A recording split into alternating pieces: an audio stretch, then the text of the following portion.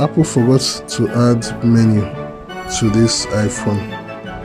This is what I mean. When you power on the iPhone, this is how it looks like. It shows the Apple logo, then it should bring up the menu, but this is how it looks like. It comes empty. None of the menu icon is displaying on the screen. And personally, I think Apple forgot to add menu to this phone. I'm just kidding.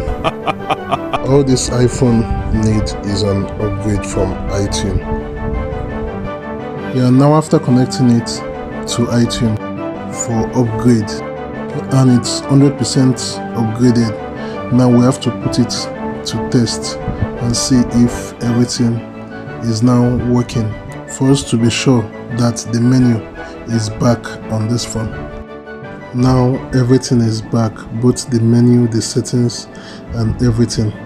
You can see at the beginning there were none of this showing on the screen, but now it's bringing up everything, both the settings, the menu, and everything. So Apple has finally restored the menu back on this phone. Please like, share, and don't forget to subscribe. Thank you.